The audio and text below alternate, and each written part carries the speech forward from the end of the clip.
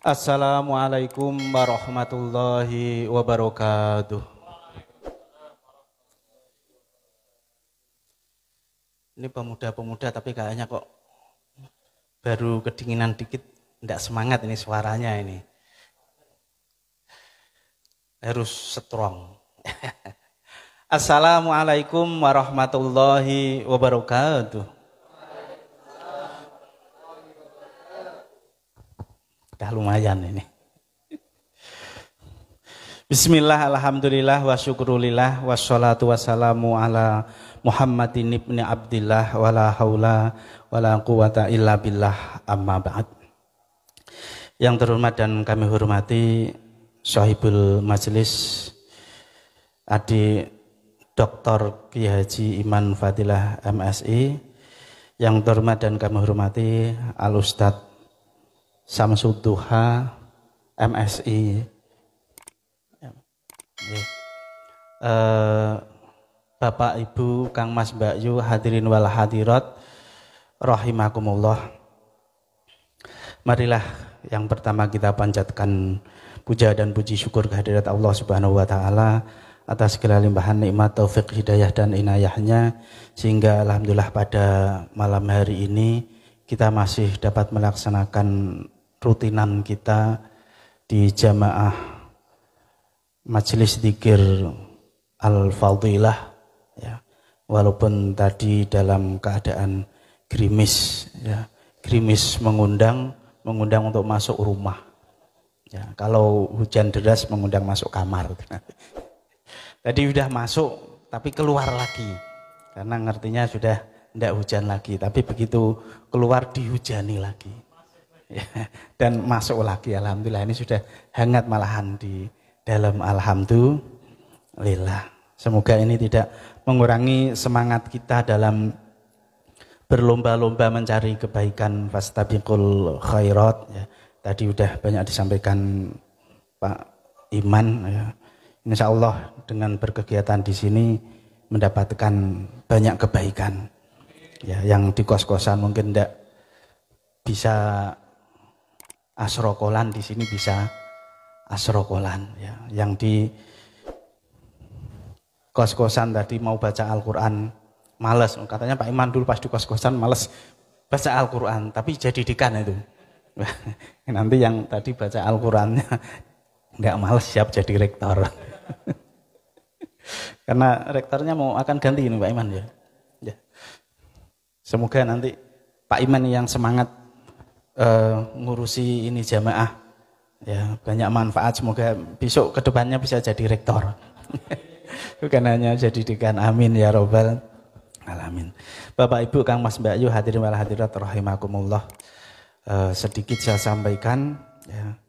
Di sini saya ditugasi untuk menyampaikan sekilas tentang Romo Kiai Haji Syekhun. Saya sendiri adalah putra beliau yang nomor 5. Beliau itu mempunyai istri, maaf bukan istri, mempunyai anak banyak. Kalau keliru istri banyak bahaya. Karena nyatanya Romo Haji Syekhun itu istrinya hanya 1, ya, sampai akhir hidup beliau. Beliau putranya 10, ya. Mengapa kok Pak Yai kok kebanyakan anaknya banyak? Ya, ini sebenarnya rahasia ini. Kalau tidak kepada jamaah Al-Fadilah ini tidak saya sampaikan ini. Ini rahasia, ya. Tapi perlu saya sampaikan bahwa memang mengapa kok para kiai kebanyakan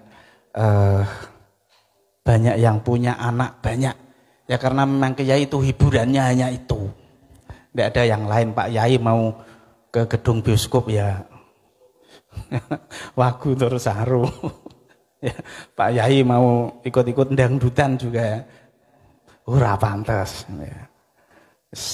Satu itu rahasianya. Yang kedua adalah ya karena Pak Yai itu biasanya kan orang baik, bibit baik itu lebih baik kalau banyak, ya. Kalau bibit buruk jangan banyak-banyak. Nah, Pak Iman ini kan juga berarti bibit baik ini, ya. Ini cocoknya Pak Iman ini nambah anak nanti. Yang banyak kalau perlu kayak Mbah Yai Syekhun, anaknya 10. Ya. Anaknya 10. Ya. Bahkan sekarang itu cucunya sudah sekitar 35, ada satu buyut. Itu sudah nggak hafal itu nama-nama cucunya. karena begitu banyaknya. Ya. Beliau Romo Kiai Haji Syekhun ini putra dari Mbah Kiai Bagus. Ya.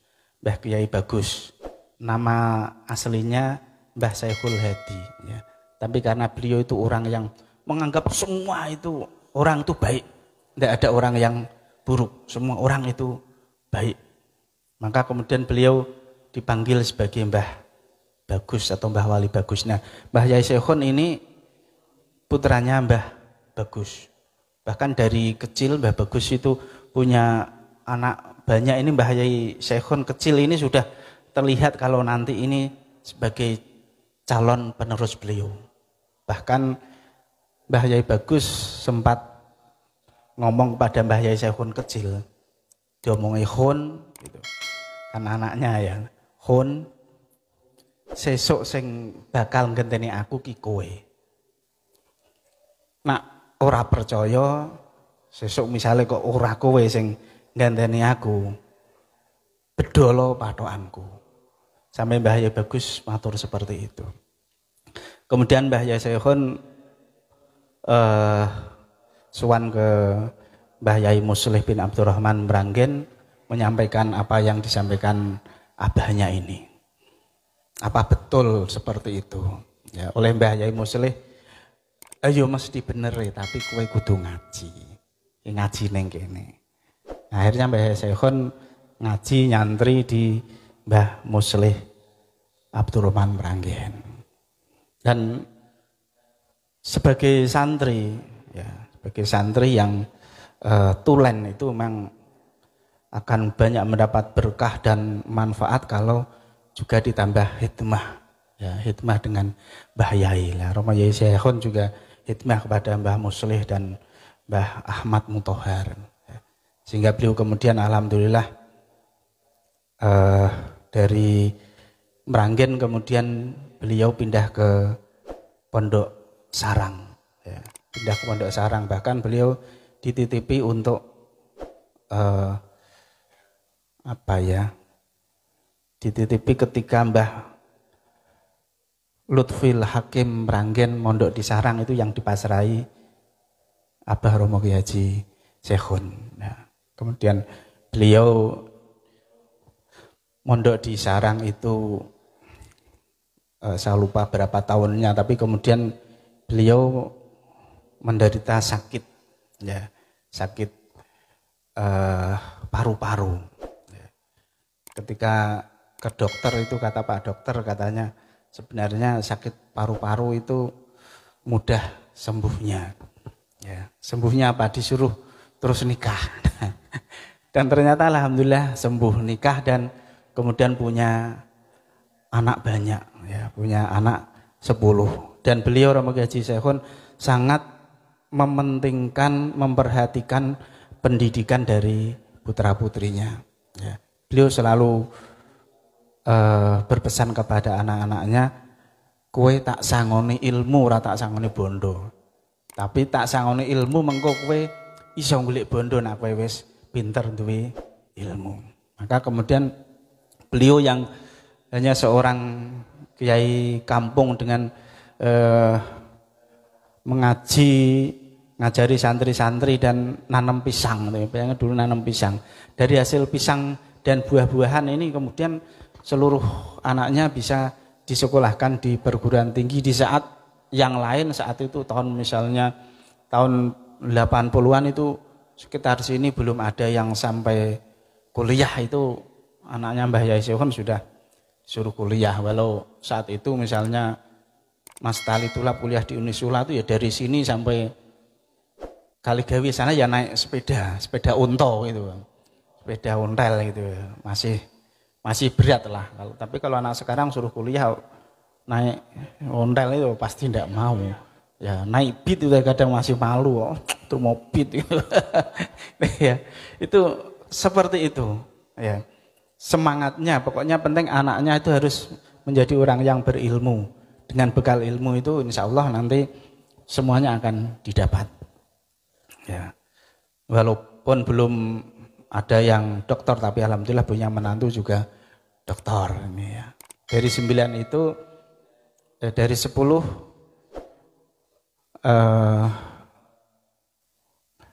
4 orang S2 ya.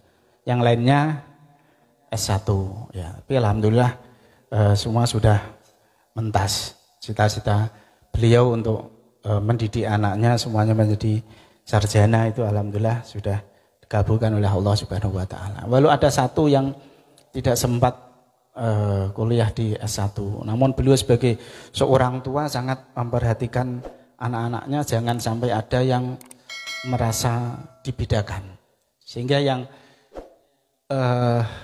tidak sempat kuliah karena sudah menikah dan belum sempat kuliah, oleh beliau ya diganti dengan nominal untuk kuliah. Kalau yang lain kuliah itu misalnya sampai lulus habisnya kok 30 juta, jadi ganti dengan 30 juta. Ini ya pelajaran untuk kita. Ini kita jangan sampai membeda-bedakan anak kita. Ya, jangan membeda-bedakan ataupun membanding-bandingkan. Ya. Tapi yang paling utama adalah itu tadi. Anak kita itu harus kita didik sebaik-baiknya, kita sekolahkan setinggi-tingginya, ya, kita bekali dengan ilmu itu yang paling penting. Romo Haji Syekhon selalu berprinsip pokoknya anak itu diusahakan harus bisa lebih pinter dari orang tuanya. Kalau bapaknya dulu lulusan SMA, anaknya harus minimal kuliah. Ya. Kalau bapaknya S1 ya kalau bisa anaknya nanti S2 dan seterusnya. Seperti itu. Nah, untuk tahun ini sudah hal beliau yang ke-10.